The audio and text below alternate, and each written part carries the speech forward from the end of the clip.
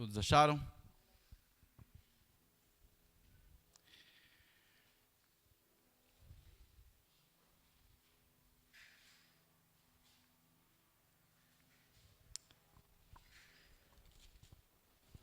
Diz assim: porque Deus amou o mundo de tal maneira que deu o seu Filho unigênito, para que todo aquele que nele crê não morra ou não pereça, mas tenha a vida eterna. O tema dessa manhã, falar sobre o cristianismo, limites da fé e da ciência. É claro que quando a Bíblia diz, porque Deus amou o mundo de tal maneira que deu o seu Filho para que todo aquele que nele crê não morra, mas tenha a vida eterna, a sensação que nós temos às vezes ao lermos é que algum acidente aconteceu no meio do caminho e Deus teve que promover algo. Não é? Nós temos essa sensação. Por exemplo, quando a Bíblia diz que Deus fez o homem e viu que era bom. Partindo da nossa maneira de lidar com as coisas, a gente sempre pensa assim, nossa, olha, estou admirado com algo que eu fiz. Né? Já aconteceu, vocês profissionais aqui, de estar mexendo com o cabelo de alguém e falar, olha, não ficou do jeito que eu queria, mas o cliente gostou. E ao contrário também, ficou bonito, mas o cliente não gostou. Obrigado, filho. Então, olha só. Isso tem a ver com a nossa experiência, a surpresa. Quando a Bíblia diz que Deus amou o mundo, ou Deus viu que era bom, não podemos ligar exatamente aos nossos limites. Eu sei que eu tenho sido bastante taxativo nisso, mas é porque, a meu ver, essa cosmovisão que norteia a nossa mente, ela é fundamental para o cristianismo. Eu percebo que, conversando com as pessoas, a maioria delas se separam desse detalhe que é o detalhe axial do cristianismo, o eixo central. Eu sei que a Bíblia utiliza algumas expressões, mas essas expressões da Bíblia é para dialogar com alguém que tem limites, que é o ser humano. Mas os dados que nós abstraímos das Escrituras nos permite enxergar também que esses limites não são os mesmos para Deus. Para Deus não há limite. Se Ele é eterno, se Ele anuncia o futuro, é porque Ele sabe o que vai acontecer. Então vejam bem, Deus amou, para nós, a sensação que temos é que Ele amou naquele momento, após ter feito, não é isso? Obrigado. Mas esse Deus amou o mundo de tal maneira, Deus viu que era bom. É óbvio que diz respeito a algo que estava com Ele antes de fazer. Estão entendendo? Ele não foi pego de surpresa e amou a partir daquele momento. Aí você fala, pastor, como pode amar algo que ainda não existe? Não é? Aí nós entramos em um outro campo, que nós estamos bastante distantes dele. Deus já sabia. Aí diz respeito a uma outra realidade que pastor nenhum poderá te explicar. Então, olha só. Esse é um ponto, inclusive, que se afasta de qualquer ciência humana. Por quê? Imagine você quando viu uma árvore pela primeira vez, Marcele? Uma árvore. Pela primeira vez. O que nós entendemos? Que a árvore, ela existe do chão para cima. Não é assim? Do chão para cima. Quando criança, a árvore existe do chão para cima. Porque a experiência inicial se dá através da visão. Eu vejo. Não é assim? Aí tem outros sentidos pelo qual nós testamos as coisas, que é o tato, quando nós tocamos. Foi cantado aqui que nem o malte, como é que é? Ainda que a figueira, enfim. Para o pessoal que estão nas redes sociais não sabem, né? Então eu preciso explicar. Tem um bichinho voando aqui dentro. A igreja está em alvoroço de fé. Há um movimento de fé aqui na igreja. Então, olha só. Você toca ou você ouve. Se eu posso não ver alguém, porém escutar a voz da pessoa. Nesse momento, a minha experiência se dá através da audição. Esses são os meios pelos quais nós detectamos e testamos as coisas, o mundo. Deus criou os mundos, vamos dizer assim. Para nós existem dois mundos, de certa forma, fazendo um resumo aqui. É um mundo externo a nós, em que eu sou o sujeito e tudo fora é o objeto, inclusive o meu corpo. E o mundo interno, que é aquele que ninguém vê, porém, que há um movimento dentro de nós. Nós sentimos, nós percebemos, sem ver necessariamente, sem que eu tenha escutado algo.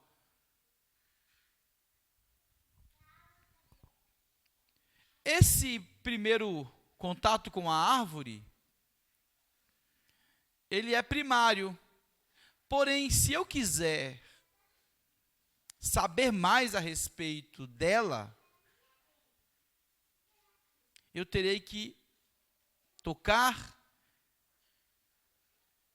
Eu coloquei aí na foto uma lupa, né? Aquela imagem na Renascença é o dedo de Deus querendo tentar tocar no dedo do homem, e o Adão está com a mão meia assim, sabe, sem vontade de tocar no dedo de Deus. É uma foto da Renascença, né? E então, aqui nesse momento, a ciência entra como ferramenta humana para explorar os dados dos sentidos. Eu sei que uma árvore não existe apenas dali para cima. Nós sabemos que para baixo também há algo nela. Existe uma estrutura invisível por estar abaixo do chão, abaixo do solo. Nós sabemos disso, a criança não. Nós não soubemos sempre, nós não nascemos sabendo disso, nós fomos constatando depois. Até hoje eu tenho que falar algumas coisas para o meu filho, que é natural, ele não nasceu sabendo, assim como eu um dia, e vamos aprendendo. Essa averiguação nós chamamos de ciência. É claro que depois, conforme o tempo vai passando, você vai utilizando ferramentas, materiais, estruturas tecnológicas que te permitam ampliar mais a visão. Uma delas é a lupa, que também eu coloquei, está lá na imagem. A ideia de que eu estou tentando ampliar aquilo que aparece para mim. Né? É o telescópio, que até então se observava os astros apenas a olho nu, até que em determinado momento a lente foi criada, a lente que possibilitava aproximar mais.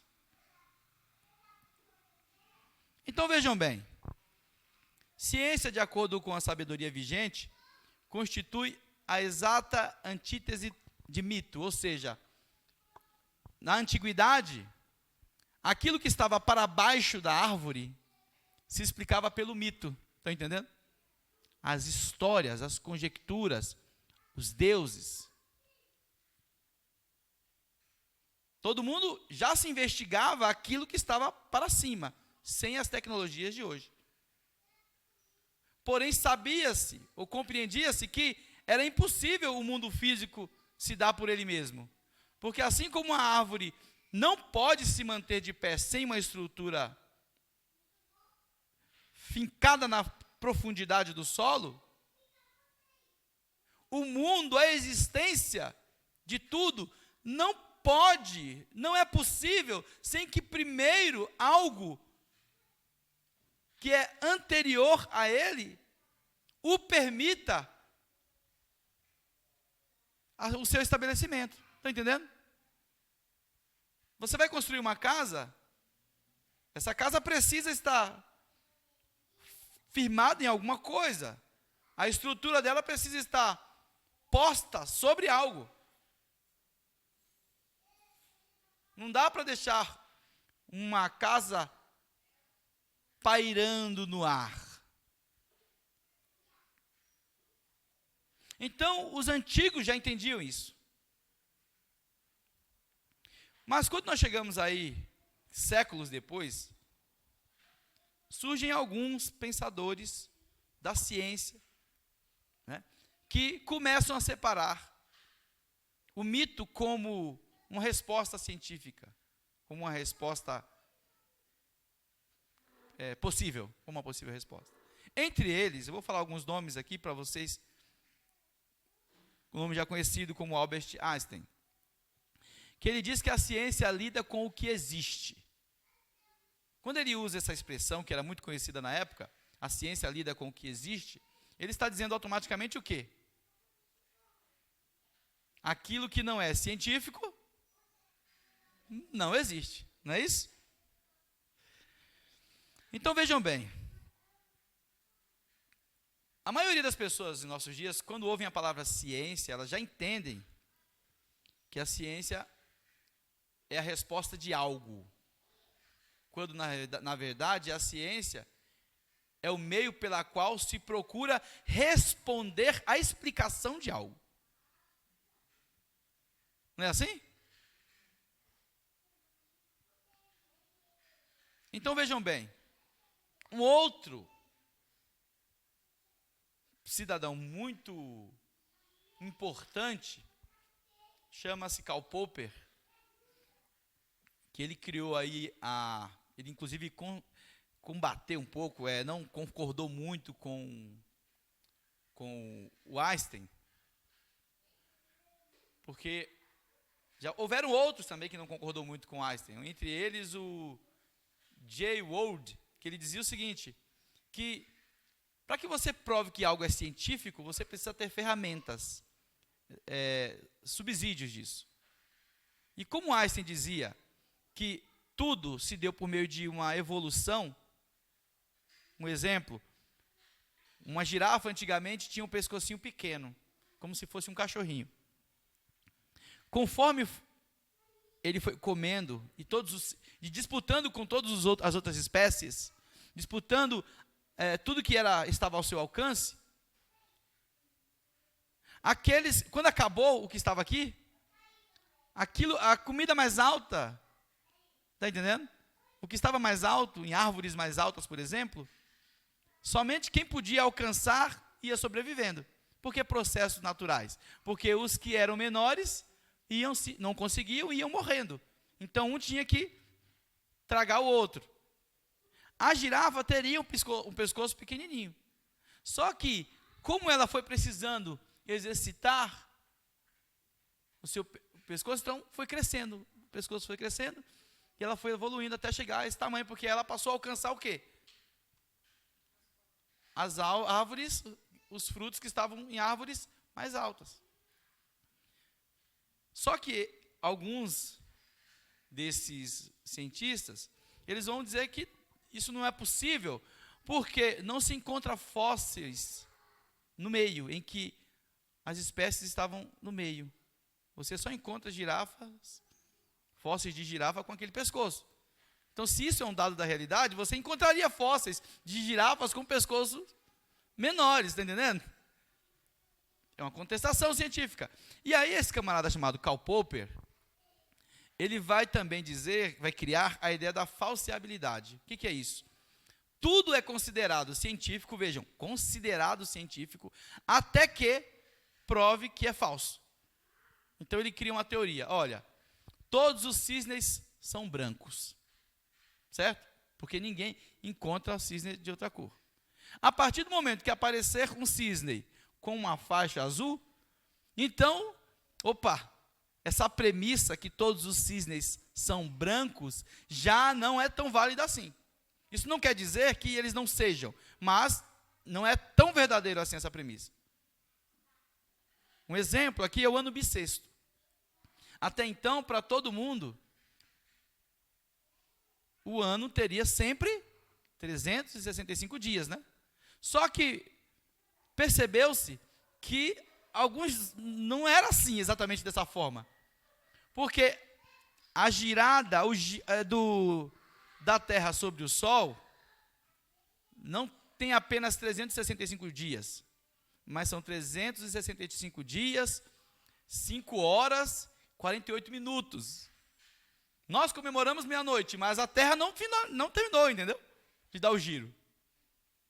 A gente vibra, mas feliz ano novo. Mas os pássaros, os seres que constatam, não. Falam, não chegou o ano novo ainda não. Falta mais 5 horas e mais 48 minutos e não sei quantos segundos. Então, com isso, depois que perceberam isso, disseram o seguinte, olha, tem um dia a mais aí. Vamos pensar assim. Porque, pegando a sobra dessas horas, 4 dias aí, né? 4 anos, tem um dia a mais, estão entendendo? Somando 5, mais 5, mais 5, mais 5, mais 48. Então, 24 horas a mais. A cada 4 anos, foi necessário não só 365, mas um tem que ter 366. Então, essas constatações científicas, que são importantes e que nos ajudam, inclusive, a encontrar recursos para a nossa sobrevivência, são importantes. A ciência é importante, porque ela é uma ferramenta dada por Deus para que o homem consiga sobreviver melhor, avançar, evoluir, sobreviver. E ela é fruto da experiência que o homem tem com tudo. O homem pensou em voar, por quê?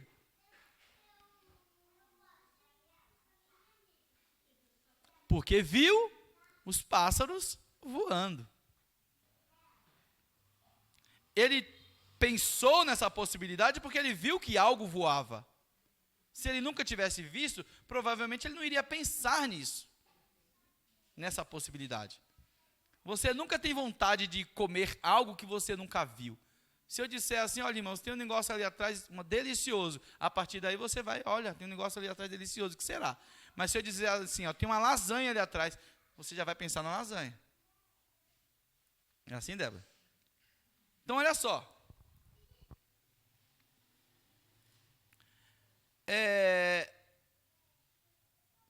Então, o Karl Popper traz essa ideia. Então, a ciência é muito importante, porque é uma ferramenta humana dada por Deus, com a finalidade, inclusive, de detectar aquilo que é falso e aquilo que é verdadeiro, aquilo que é possível e aquilo que não é possível. E ela, de uma forma ou de outra, nos ajuda a ter esperança. Não é? Ela auxilia. Ela é resultado da fé, de certa forma. Porque eu creio que, de certa forma, é como se o homem, em determinados momentos, pensasse assim, puxa, não é possível que algo não seja possível. E aí ele começa a correr atrás e vai encontrando meios. E o motor que impulsiona o homem a correr atrás desses meios é o próprio Deus. Porque se ele permite o homem olhar para as aves e perceber que ele, de alguma maneira, pode fazer uso disso, Só foi possível porque Deus criou as aves. Se ele pensa que é possível viajar por dentro do mar, através de um submarino, que até então é impossível para o homem, porque nenhum homem consegue respirar o tempo todo debaixo d'água, é porque, olhando para os peixes, percebeu-se que eles conseguem respirar. Então é possível, de alguma outra maneira, levar a estrutura disso aqui lá para dentro, protegido de alguma forma. Estão entendendo? E isso tudo são características da ciência. Então a ciência é algo importantíssimo. O tema prioritário dos estudos desse grupo, que aliás, Karl Popper fez parte do ciclo de Viena, e eles tinham um objetivo, tá? Que quero ler aqui para vocês. Era a formulação de um critério que permitisse distinguir entre proposições com ou sem significação a partir do critério de verificabilidade. Então, olha só, o que nós vamos considerar ciência? Aquilo que é verificável. Isso é científico. Assim, aquilo que não tivesse possibilidade de verificação deveria ser retirado do saber científico, como enunciados metafísicos. Aí a coisa começa a tomar uma outra fórmula. Olha, o que vai ser chamado científico? Somente aquilo que é possível ser testado. Isso vai ser chamado de científico. Aquilo que se explica pela metafísica não será mais considerado científico. Então a física era o modelo que eles propunham para todos os enunciados científicos. Ou seja, só aquilo que foi dito a partir das observações poderia ser considerado verdadeiro. Está entendendo? Foi possível constatar fisicamente? É verdadeiro. Não foi? Então não é verdadeiro. É verificável? É verdadeiro. Não é verificável? Não é verdadeiro. Então, os enunciados que não pudessem ser examinados a partir da verificação empírica, sabe? Palpável, vamos dizer assim, não tinham significação e, portanto, deveriam ser desconsiderados da ciência. Então, vejam bem. Vou dar um exemplo aqui para vocês do que pode ser considerado científico, verificável. Quando você diz assim, olha, há petróleo no meu quintal. Bom, a expressão há petróleo no meu quintal, por enquanto, é apenas uma fala, apenas uma pronúncia, uma narrativa. Mas é possível ser testado? É. Então você vai lá e cava. Então isso é verificável. Se é verificável, faz parte do mundo científico. É possível dizer que é falso? É, porque você cavando, chega lá, não achou? É falso. Isso eles consideram científico. Só que tem uma outra expressão aqui, como por exemplo, a alma é imortal.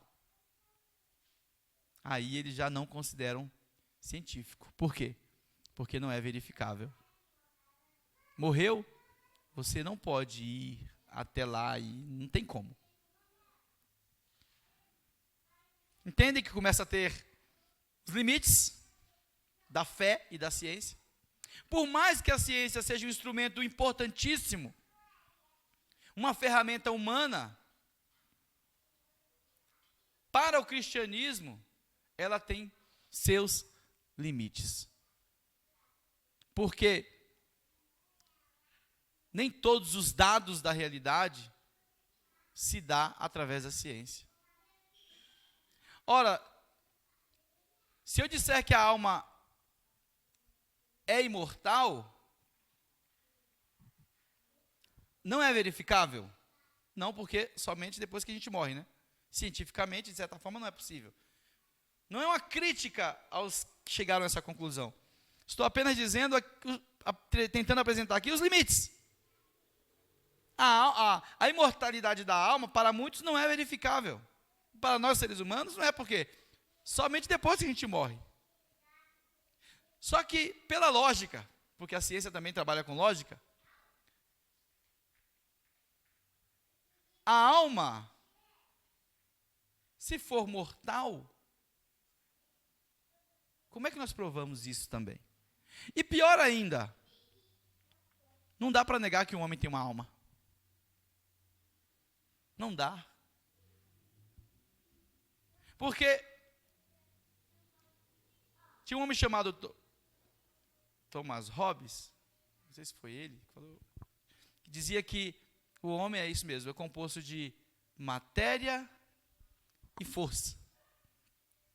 E aí ele une o homem ele reduz o homem a tudo, nada de imagem de Deus, a tudo que existe, matéria e força. Eu já expliquei para vocês aqui sobre o motor do carro e a bateria do carro, né? São coisas distintas. Então, olha só.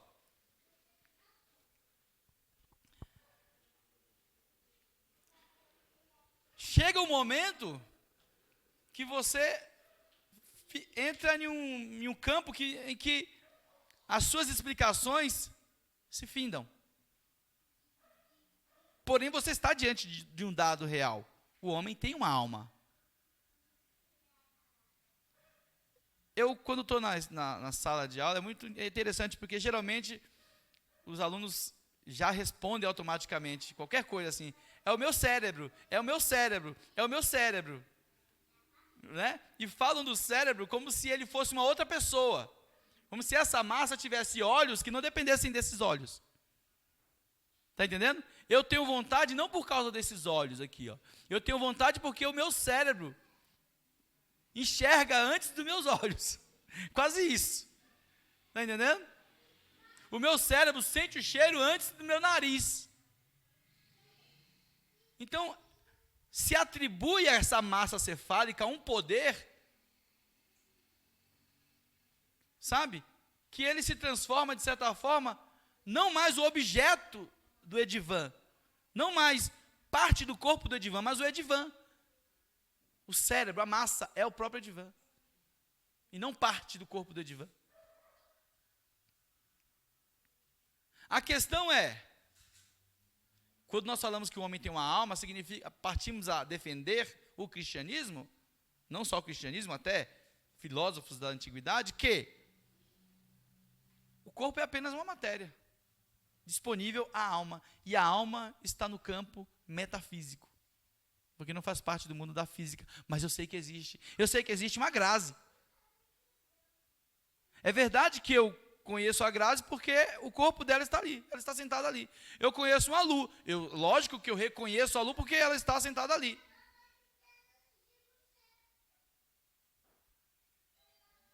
Entretanto, eu sei também que não é só, que há um mundo interno dentro de cada um de nós.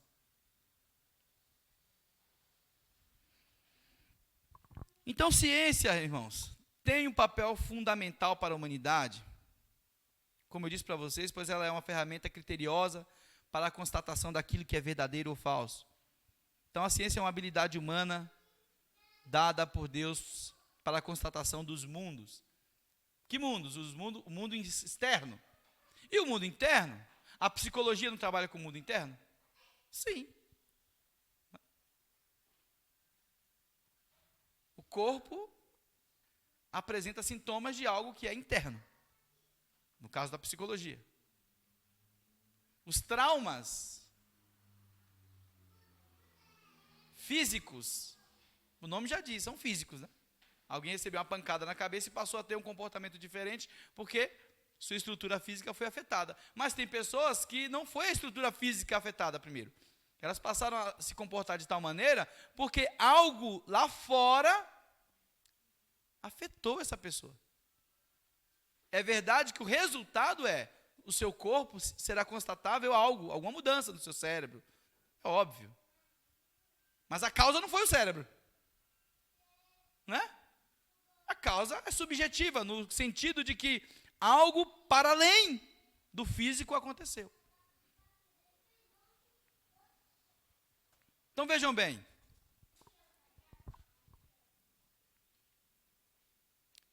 Quando eu digo externos, eu digo o homem como objeto, interno, o mundo como objeto.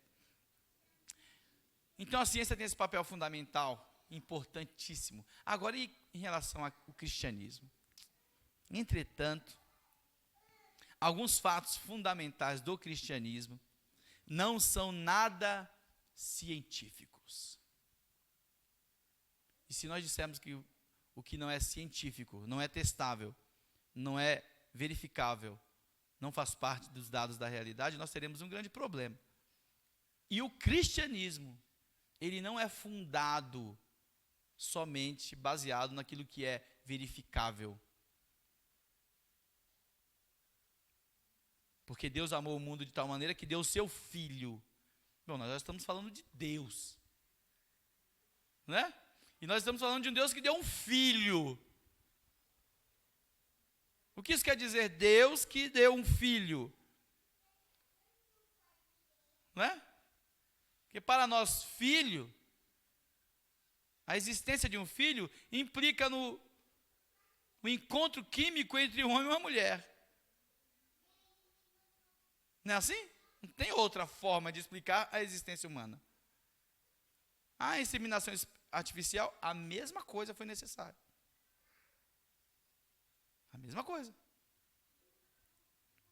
Então, por exemplo, não vou usar vários pontos aqui, apenas 2 fatos aqui que colocam o cristianismo em uma posição ou em uma condição não científica. O nascimento do Cristo. E aí? É verificável isso? É constatável que um homem nasce de uma mulher sem precisar, ou um ser humano nasce no ventre de uma mulher sem precisar da composição química, biológica entre o homem e a mulher? É verificável? Sim ou não? É testável isso? Se você testar várias vezes, dará o mesmo resultado? Porque científico também é um pouco disso, olha. É aquilo que se testa várias vezes e dá o mesmo resultado. Por exemplo, a água molha o papel. Por que é científico? Todas as vezes que eu jogar água sobre o papel, é verificável. Então isso é considerado científico. Para o Karl Popper, como eu disse para vocês, no dia que eu jogar água no papel e ele não molhar, então a premissa é falseável. Mas nesse caso aqui, é verificável que um homem nasce de uma mulher do nada? Vamos ler aqui. Mateus capítulo 1, versículo 18.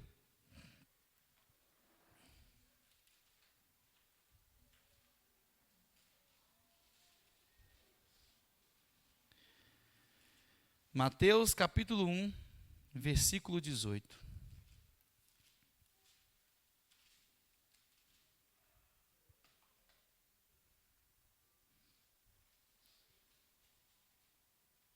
Ora, o nascimento de Jesus Cristo foi assim.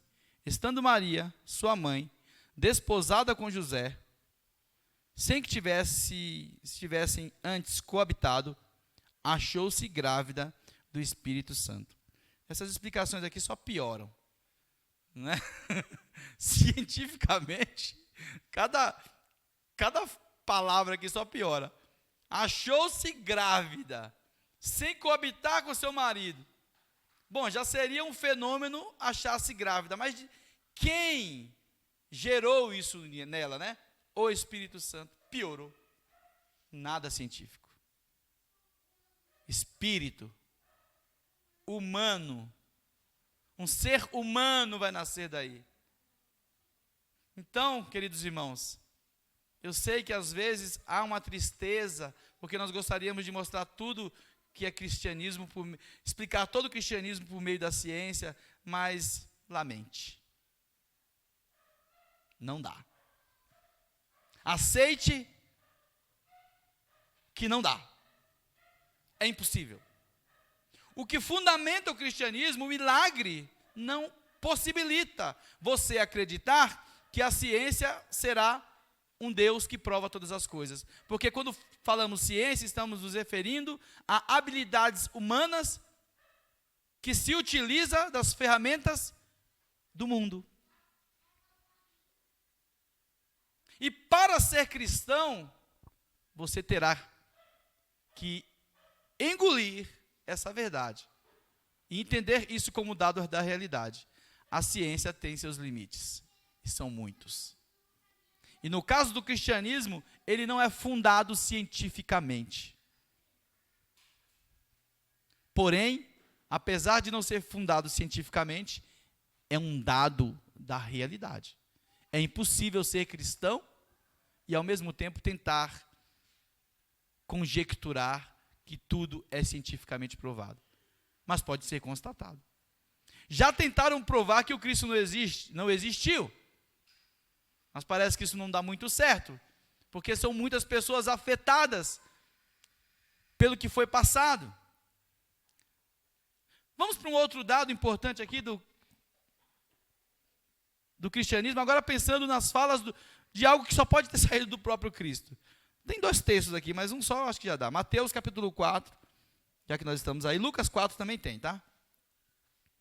É Mateus 4 e Lucas 4. Então, você pode abrir em qualquer um dos dois. A seguir, foi Jesus levado pelo Espírito ao deserto, para ser tentado pelo diabo.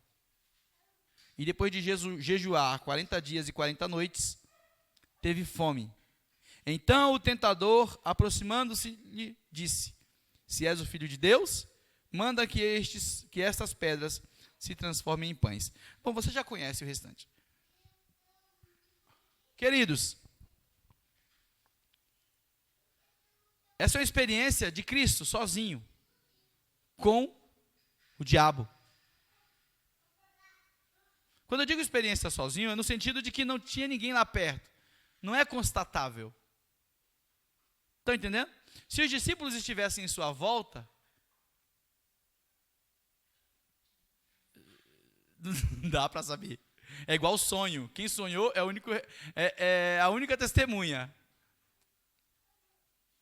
Para que essa informação chegasse aos discípulos, foi necessário que aquele que teve a experiência, o próprio Cristo, contasse. Só foi possível assim. É óbvio que Cristo contou muitas coisas para os seus discípulos, que foram se perdendo no meio do caminho, ou que não foi possível contar tudo, sei lá. Entretanto, é um dado da realidade. O próprio Cristo confirmando a existência de um ser diabólico, o divisor, o ser que separa, né? E a fé cristã implica na crença de que há uma luta espiritual, uma guerra, uma batalha contra principados e potestades. Se eu disser que isso é ficção, então tem alguma coisa errada com a minha crença. Tem alguma coisa errada com a minha crença nas próprias escrituras, porque provavelmente eu não estou lendo corretamente, ou estou querendo virar o rosto simplesmente para ser aceito por uma rede de pensadores. E geralmente, em nossos dias, há muito disso. As pessoas acham que só é validado aquilo que faz parte da rede de pensadores. É como uma profissão, né? Por exemplo. Em épocas passadas, as pessoas não tinham diplomas para algumas coisas. Elas sabiam fazer. Hoje é necessário diploma, não é isso? O que é importante, para que nós saibamos quem se formou, quem não se formou. Entretanto, é possível uma pessoa ter se formado e não ter aprendido nada, ou não? Ou não é possível? Aliás, quem foi que validou, que deu a carta para o primeiro piloto de avião? Quem foi? Para pilotar avião, você não tem que passar por um curso? Não tem que fazer não tem aí critérios rígidos? E quem foi que deu a primeira carta para o primeiro sujeito? Ninguém.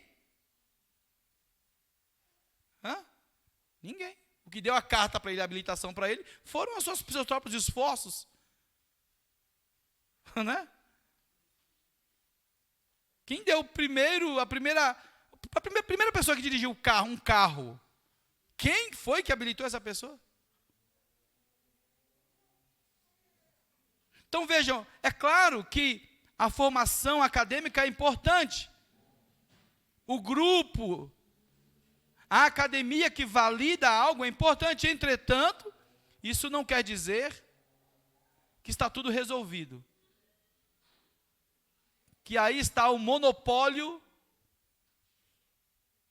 do saber. Não é. Não é assim que funciona. Então vejam bem, a promessa de novos céus e nova terra, por exemplo, é verificável? É verificável, irmãos? Não. Quando Cristo diz para o ladrão na cruz, ainda hoje estarás comigo no paraíso, só quem pôde verificar foi o próprio sujeito.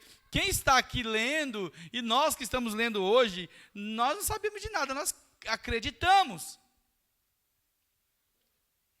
E quando eu digo que o cristianismo não está fundado apenas naquilo que é científico, eu não quero dizer também que ele está fundado apenas na fé, porque fé, de certa forma, é uma crença que há dentro de nós, um poder, um movimento que nos leva a acreditar em algo, né? A certeza das coisas que não se vê, o firme fundamento das coisas que se esperam. Firme fundamento das coisas que se esperam e a certeza das que não se veem. Porém, existem algumas coisas que são dados da realidade que não tem, independente de eu ter fé ou não. Acontecem sem que tenha eu fé ou não. Estão aí. E acabou. Imagine aquele homem que estava na porta chamada Formosa, que Pedro, por exemplo, ele chega pedindo esmolas e Pedro diz assim, olha, eu não tenho prata nem ouro.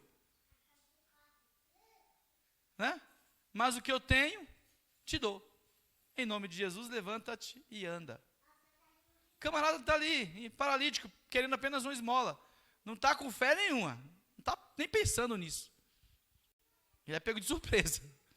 A cura não depende da fé dele, não depende de nada. É Deus apenas. Eu não estou falando apenas de fé, dados da fé. Porque dados da fé dá a sensação seguinte, olha, se você crê, tudo bem. Se você não crê, tudo bem. Eu não estou falando disso. Eu estou falando de dados reais, que não são testáveis. E eles também se apresentam para quem não tem fé. Estão entendendo? Esses dados reais também se apresentam para os cientistas. E se apresentam para quem tem fé. Agora, o cristianismo, a fé cristã, ela é fruto daquilo que nós testemunhamos, é claro. A gente não crê por nunca termos visto nada, porque decidimos crer, não foi assim. Passamos a crer porque algo aconteceu de real. A fé é resultado de algo que foi verificado pelo homem, por uma parte humana que não é científica, estão entendendo? A alma é tocada. O coração, no sentido não biológico, o coração, a alma, percebe algo que o ajuda a raciocinar e a fazer as ligações que não são científicas no contexto academia humana, mas são verificados através de algo chamado razão, impulsionada pela alma, que de certa forma origina a fé. A fé ainda vem depois. A fé não vem antes. A fé vem depois. A fé é o resultado de algo. Primeiro vem um algo que impulsionou a nossa fé. E esse algo é Deus, é Cristo, o nosso Senhor.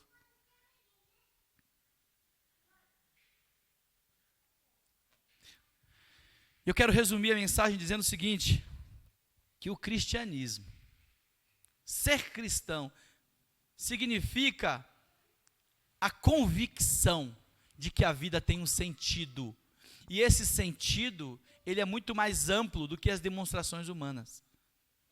Novos céus e nova terra é uma crença que se deu por causa de tudo que aconteceu na alma do sujeito salvo. Na alma do lavado, do remido. E isso lhe deu um sentido para viver. De maneira que, a partir de agora, ele organiza a sua vida não apenas para quando estiver mais velho, mas a sua vida tem um sentido para a eternidade. Depois que eu morri, eu sou o que eu fiquei aqui, está entendendo? Eu sou o que acabou enquanto morto, enquanto vivo. Se eu sofri algumas alterações ou não, a minha biografia de vida foi aquela, mas eu seguirei. No céu ou no inferno, assim Cristo diz. No céu ou no inferno. Se o diabo veio tentá-lo, então ele valida a existência do inferno. Se ele rejeitou, e ele disse, vai-te, Satanás, é porque ele valida a existência de um mundo, abro aspas aqui, paralelo ao nosso. Pode não ser verificável nesse momento, mas é verificável de outra forma. É verificável pelas manifestações dele entre nós. Por isso que a Bíblia diz, bem-aventurados que têm fome e sede de justiça. O que quer dizer fome e sede de justiça? Eu quero que as coisas sejam certas, não somente para mim. Bem-aventurado que tem fome e sede de justiça para você. Sede de justiça implica no ato de ouvir. Porque se eu quero ser justo, então eu permito escutar, não só virar as costas. Se eu estou com dúvidas a respeito de alguma coisa, e a pessoa tenta se explicar, e eu viro as costas, porque eu quero ficar pensando dessa forma, significa que eu não tenho fome e sede de justiça, porque eu não quero ouvir. Eu não quero saber se é verdade, se é mentira. Então eu não tenho fome e sede de justiça. Eu só tenho fome e sede de uma justiça parcial. Uma justiça que na verdade não é justiça, ela é disfarçada de justiça, assim como para muitas pessoas, ciência é tudo. Fome e sede de justiça é alguém que se abre para ouvir. Será que eu estou compreendendo tudo? Será que eu não devo escutar mais alguma coisa? Será que as coisas realmente têm que ser tudo do jeito que eu penso? Será que o mundo verdadeiro e completo, ele está dentro da minha cabeça? Será que não tem algo que eu deva, no mínimo, trabalhar em mim, nesse mundo interno? E isso só é possível através do ouvir, do escutar. Por isso que a Bíblia diz que a fé vem pelo ouvir, e ouvir a palavra de Deus. Quem não ouve, quem não quer ouvir, não tem fome e não tem sede de justiça. Vamos ficar em pé e vamos agradecer ao Senhor. Pai querido e santo, graças te dou por essa